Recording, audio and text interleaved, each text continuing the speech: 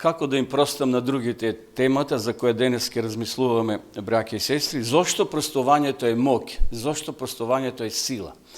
Еве на почетокот 3 кратки изјави на некои луѓе, може познати, непознати, например, еве што кажал Роберт Милер, да се прости е највисоката, најубавата форма на љубов. За возврат ќе добиете неискажан мир и среќа. За секоја минута лутина губите 60 секунди среќа. И еве што кажал Буда, гневот никогаш нема да исчезне се додека гневот, значи никогаш нема да исчезне се додека неговите мисли на незадоволство. Гневот ќе исчезне веднаш после заборувањето на незадоволство. Зошто простувањето е мок и сила, браќа и сестри и драги присутни? Ајде на почетокот да отидеме во Евангелието според Матеја, може да ме пратите. Имаме тука повеќе текстови, јас ќе ги прочитам за да добиеме на целина во 18 глава Евангелие според Матеј од 21 до 35, тоа се значи некаде 14 текстови, но јас еве ќе ги прочитам. Тогаш Петар пристапи и му рече: Господи, колку пати да му простам на брата си кој греши против мене? Дали 7 пати? Исус му рече: не ти велам до 7, туку до 70 пати по 7. Зашто Царството небесно е слично на некој си цар кој сакал да си ги среди сметките со своите слуги. А кога почна да ги расчистува, при него беше доведен еден кој му должеше, сега обратите внимание, бидејќи после ќе томачиме колку е тоа пари денешни, 10.000 таланти. И бидејќи немаше да ги врати, господарот заповеда да го продадат него, неговата жена и децата и се што имаше за да се плати долгот. Тогаш слугата падна и му се поклонуваше, велејќи: Господаре, имај трпение кон мене, ќе ти ги исплатам еден ден сите пари. И потикнат со сожалување, господарот на оној слуга го пушти и му го прости долгот. Но штом слугата излезе и најде еден од своите сослужители кој му должеше 100 денари, го фати и го даваше, велејќи: исплати ми го тоа што ми го должиш.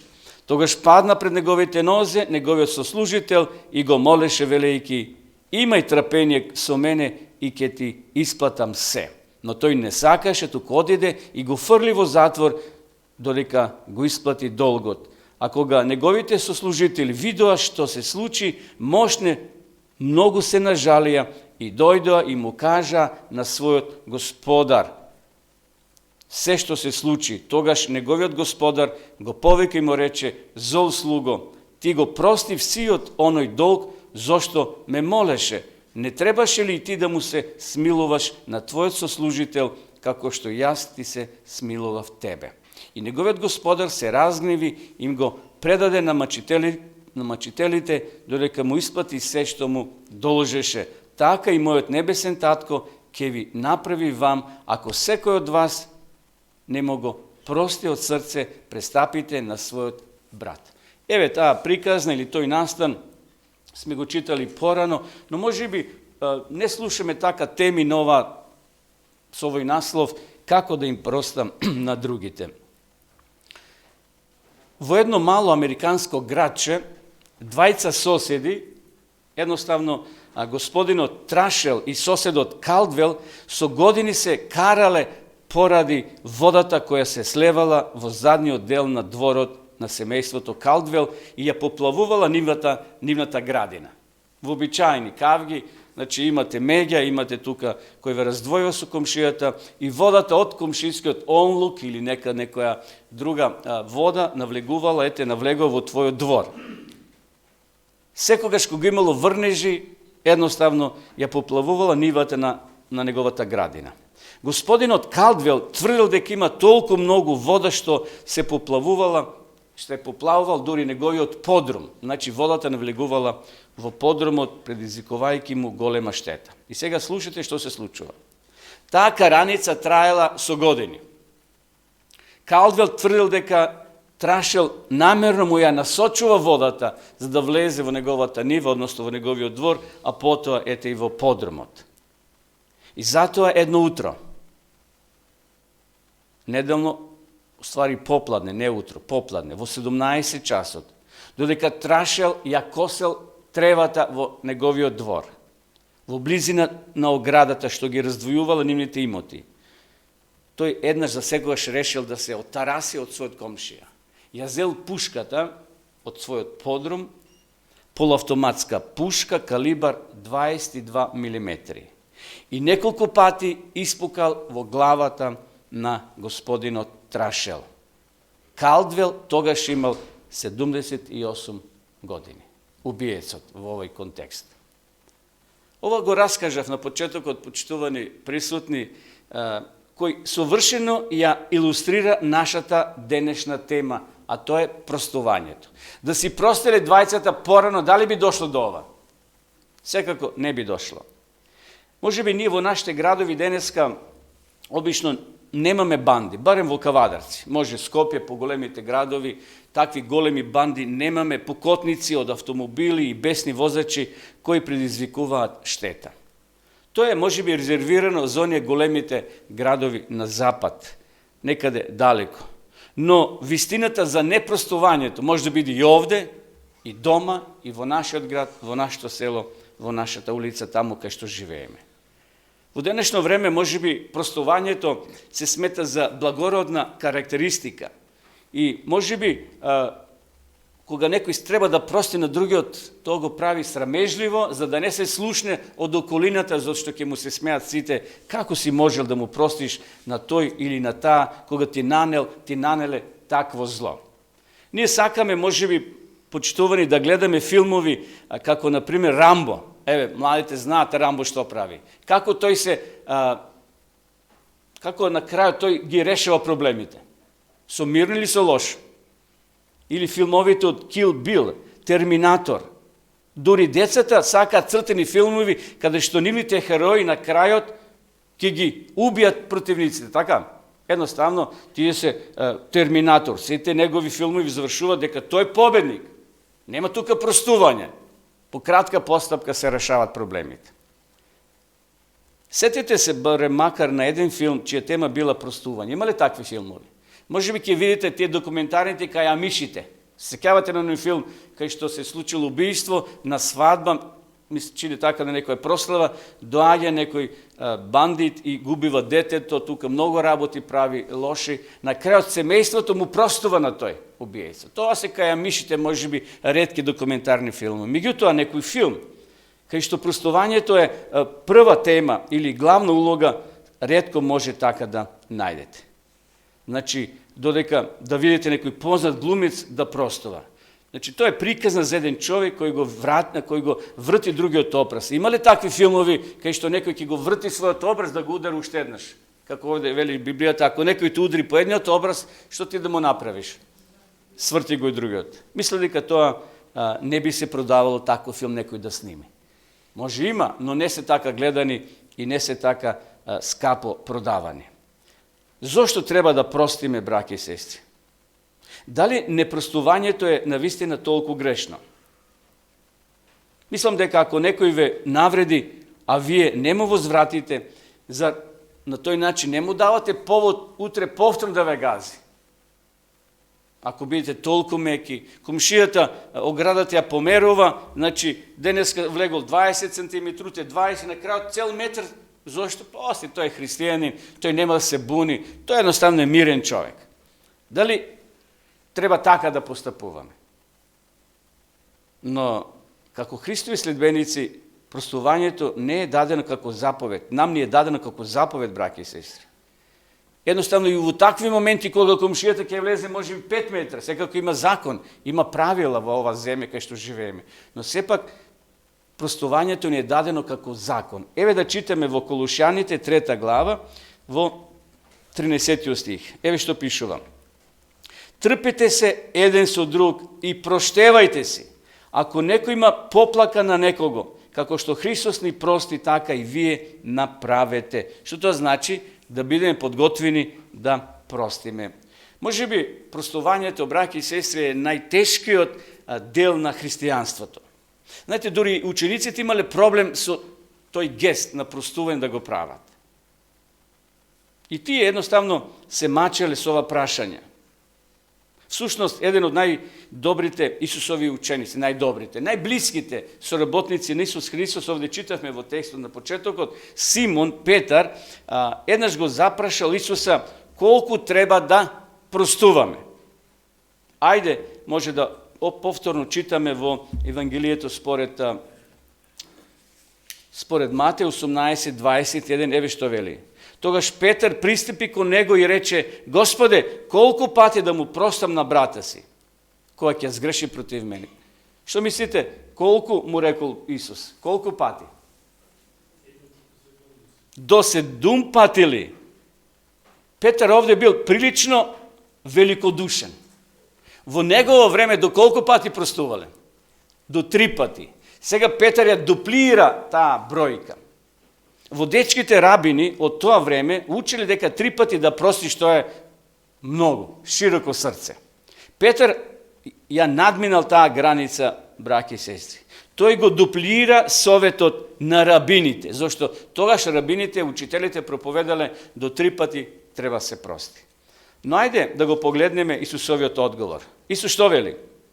Петре, не ти велам 7, туку до 70 пати по 7. Ако ја читам историјата на еврејскиот народ, ќе видиме дека бројките во тоа време играле огромна, голема улога во еврејската култура. Броевите често пати имале нешто повеќе од една нумеричка вредност. Например, бројот 4 ги представува 4 крајеви на светот, на земјата, или 4 сезони во годината. 7 бројот означувал совршенство. Бројот 6 бил човеков број, на оној кој му недостасува совршенство. А бројот 10 бил целокупен број, како полнина. Значи, број 10 значи нешто целокупно. Исус сега овде вели 70 пати по 7. Тој користел математичка формула според која неговите слушатели веднаш разбрале дека станува збор за нешто многу повеќе од една буквална бројка. Полнота помножена со совршенство. Тој зборувал за целосно простување. И затоа ова бројка малце го збунил Петар, кога Исус вели: Петре, ти велам 70 пати пута 7. Пот Исус, за да објасни таа своја изјава, ја раскажува приказната што ја читавме овде во Библијата, со овие должниците кои му должеле на газдата. Од ова парабола и ние денеска извлечеме неколку важни заклучоци, браќи и сестри. За простувањето секако. Кога ќе завршиме, ќе знаеме зошто треба да простуваме и на кој начин тоа да го правиме. Еве, во Матеј, значи, читавме овде во 18-та глава, сега да не се повторуваме, бидејќи е долга, меѓутоа сепак да се подсетиме и да си поставиме прашање зошто треба да простуваме. Непростувањето дава лоша слика за нашиот цар. Ова реченица да ја запаметиме ако можеме. Значи, може се да забораваме од ова размислување, но кога ние не простуваме, ние создаваме лоша слика за царот наш, за Бога. На една слика пишувало вака: грешењето е човечко, простувањето не е наше правило. Тоа е световен начин на размислување, а не Божи. Непростувањето дава лоша слика за царот, го кажав, меѓутоа ова дефиниција вели грешењето е човечко, во ред. Простувањето не е наше правило.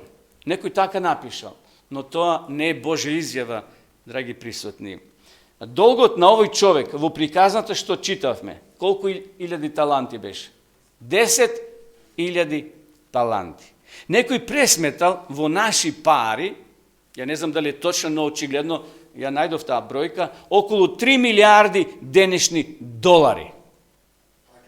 Сушност, на оригиналниот јазик во Исусовата споредба, долгот на човекот бил невозможно да се пресмета и да се врати.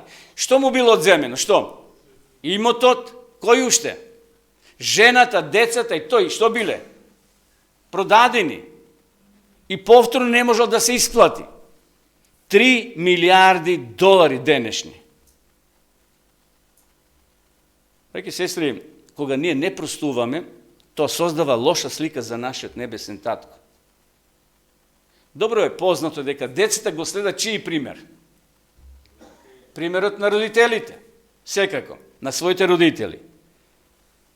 Кога бевме помали во наше време, таму 60-70 години, постоеше една кампања против пушењето, во која еден човек се подпираше на едно дрво, ќе запалеше цигара и ќе го спуштеше пакетчето со цигарите долу на земјата. Тогаш неговиот син ја креваше кутијата и гледаше дали има се уште цигари внатре. Тоа добро го покажуваше модел, односно пример на родителскиот модел. Бог и за нас, почитувани, оставил модел. Бог поставил стандард кој е возможно да го оствариме. И затоа Исус ја дава ова приказна после прашањето од страна на Петар, Исусе, колку пати да простиме? Исус му ја дава ова илустрација. Тоа е слично на жена која оди, например, оди во салон за убавина и може би зема некоја слика, сега немам овде слика на некоја жена со некоја фризура, може во некој списание, и што прави жената кај фризерката? Господјо, направите ми ваква фризура, така? Таков модел, клише. И сега овој или таа жена која е фризерка на брзина почнува да ја чешла низината и станчена коса, жена од 70-80 години. Сака фризура на девојка од 20 години, која гледа како модел на таа слика. Фризерката си пее песни и почнува да ја обработува. Жената очекува дека ќе добие таква фризура. Таа била воодушевена поради неговиот став, додека или за ставот на, ако е женска фризерка, и бидејќи додека седела на столицата, на столот, таа стара жена ја препознала мелодијата, а тоа била песна од филмот Невозможна мисија. Фризерката ја пеела таа песна да ја покаже на жена дека е невозможно да има таква фризура, зашто може би години има, косата не е таква како таа што ја гледала сликата на хартијата. Можно ли ние да го следиме тој стандард, тие правила, почитувани, кои Бог ги воспоставил во својата реч? Можно е. Еве што вели Михеј 7 глава 18 стих. Кој е Бог како тебе за да ги простува беззаконијата, да мине преку престапите на остатокот од своето наследство? Тој пак ќе се смили над нас и ќе ги сотре нашите беззаконија. Кога ние не сакаме да простуваме, браќи и сестри, ние правиме едноставно лошо и против насиот небесен татко. Тогаш го правиме Бога да не се чувствува пријатно и добро. Се сеќавам како деца, кога требаше да излеземе надвор. Тогаш се отворија кината, знаете, одевме на кино, Тогаш не ни одевме на кино, а меѓутоа некојаш се провлекувавме како деца. Во селскиот дом на култура доаѓа од Струмица во недела попладне да прожектират филм. Тарзан, или во тоа време кои беа хитови. Меѓутоа родителите вака ни велеа. Пред да излеземе, пазете што работите. Внимавајте каде одете, со кого се дружите. Зошто? Затоа што нашето однесување влијаеше и на нивните животи. Родителите ни велеа вака: јас во општество имам репутација на која ти можеш да влиеш ова вечер. Затоа немој да направиш нешто недолично, инаку тешко на тебе. Зошто? Затоа што може ние да направиме нешто лошо и ќе рече: од која фамилија тој човек, од тоа дете? Од тие, сега да не спомнам прекари, зашто секој семејство има по некои прекари. Значи, едноставно, ние сме слика на нашите родители и сега ние сме слика на нашиот Бог. Кога ние не го правиме тој чекор на простување од наша страна, ние го повредуваме и самиот Бог, браќи и сестри. Дали сте забележили дека во приказната царот се налутил на однесувањето на човекот? Како царев слуга, тој видел дека царот простува, и тој треба да го направи истото. Дали така постапил? Колку должел? Рековме, милиарди во наши пари. Излегува сега и му должи нему некој друг човек, кој должел некаде, неговата сума на пари во наши пари чинела околу 5000 евра. Добро, не и таа сума за фрлање, меѓутоа, од неколку милиарди долари, за 5000 евра или 5000 долари, навистина е огромна разликата. И затоа Бог знае кога ние не простуваме, драги присутни. Значи, уште една причина за простувањето е фактот дека Бог знае кога ние не простуваме. Во едно католичко списание прочитав еден пример во кој се вели дека во едно католичко основно училиште децата биле наредени во трпезаријата, знаете ви кои сте биле во школа, кај што има интернат, чекат во ред децата. И чекале да земаат ручек. На масата се наоѓала една голема количина, една голема чинија или корпа со јаболко. А таму имало една порака напишено вака. Една калугерка го напишала следниот текст. Земи само една, Бог те гледа. Значи едноставно да децата им се втисне во умот, земи само една, Бог те гледа. На другиот крај од масата се наоѓале кекси прилиени со чоколадо, привлични за децата. Едно од децата напишало собствена порака на нив, односно тука на лист хартија. Еве што напишало. Земи колку сакаш, Бог ги гледа само јаболките. Да, зар не е интересно што царот открил што се случува? Едниот му простил, а овој сега што му било простено, требало да го покаже истиот гест. Исто важи за сите. Ово дете се снашло. Бог ги гледа само јаболките, меѓутоа земеци колку сакат од кексот. Браќи и сестри, ако имаме дух на непростување, Бог го знае тоа. Може би сте го сокрили од другите, но ви гарантирам дека Бог знае. И затоа денеска е најдоброто време да се погрижиме за овој проблем. Непростувањето влие не само на мене, туку и на другите кои се околу нас. Една од многуте теми кои ги среќаваме во Библијата е заедницата. Кога некој од нас е повреден, ајде прво да почнем од семејството. Кога некој е повреден од семејството или болен, сите ние тоа го чувствуваме. Нормално. Би требало да му помогнеме. Кога еден од нас е овде во црква или општо ќе доживее успех, треба да се радуваме.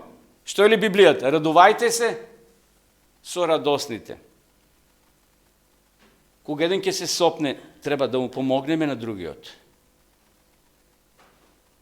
Тоа што влие на едниот, ќе влие и на другите. Овој принцип често пати го гледаме и го наоѓаме во Библијата. Гревот на еден човек сериозно влиел на другите луѓе.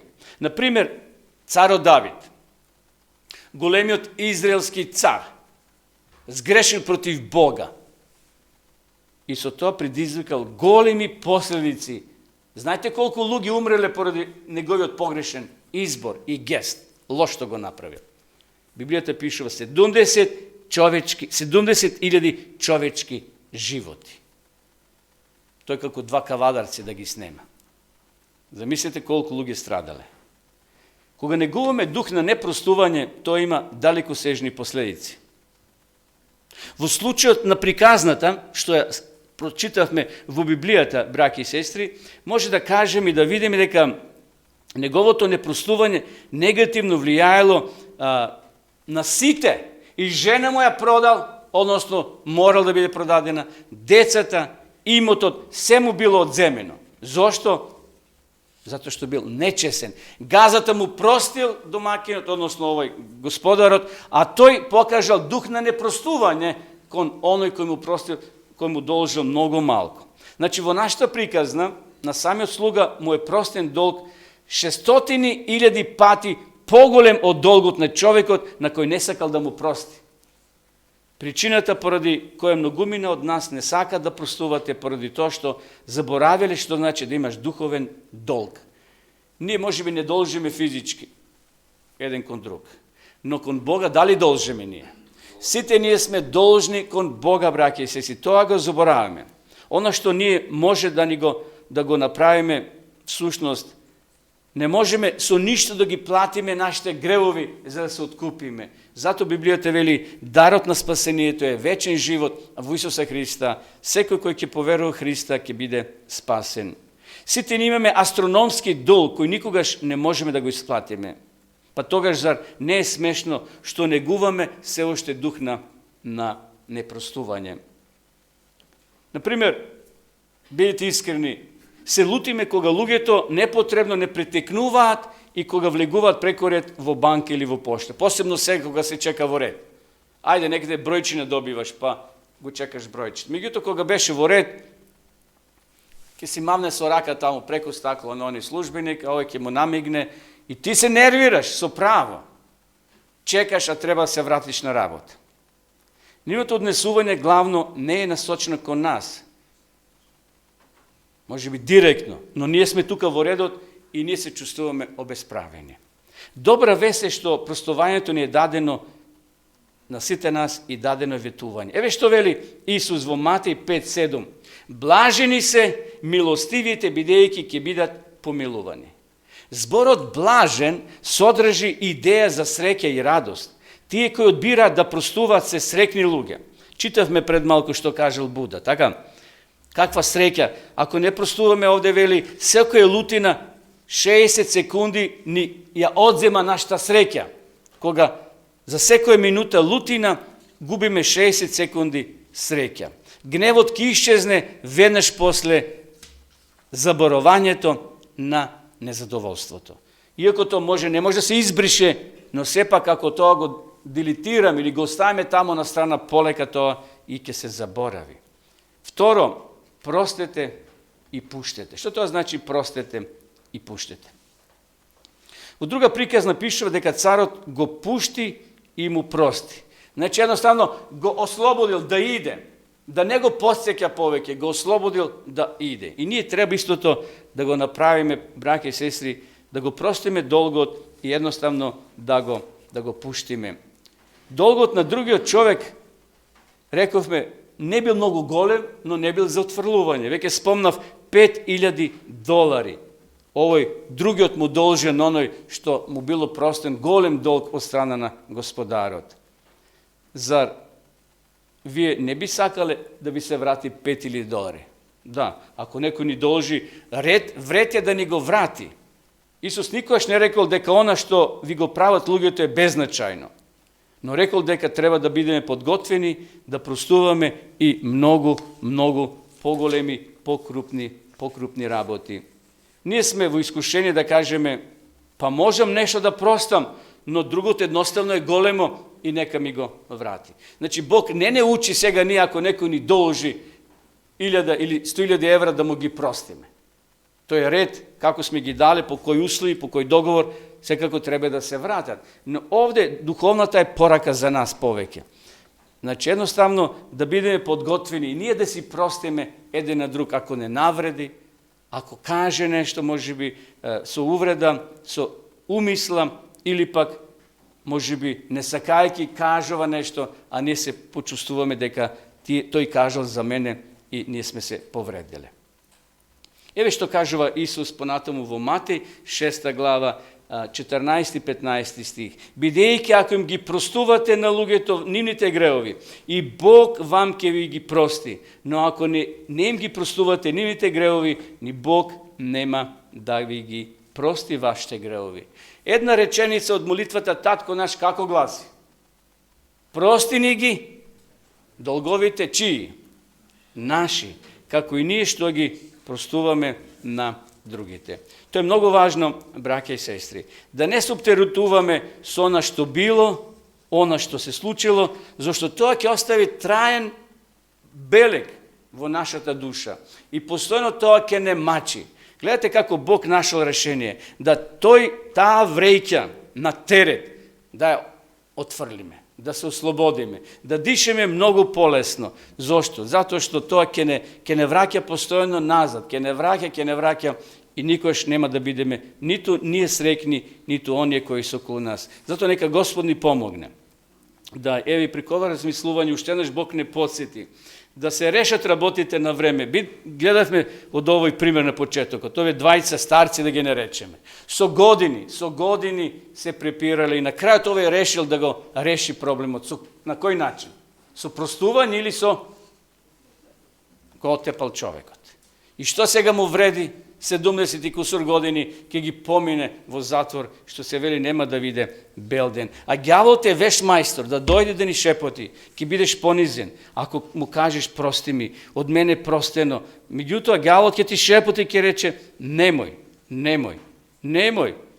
Ти имаш јас, ти си виден човек, ти си овој или оној, и на крајот толку ќе не заслепи што навистина човекот ќе постигне по нешто што можеби цел живот ќе се кае. Време е да престанеме, можеби, браќа и сестри, со таквиот начин размислување.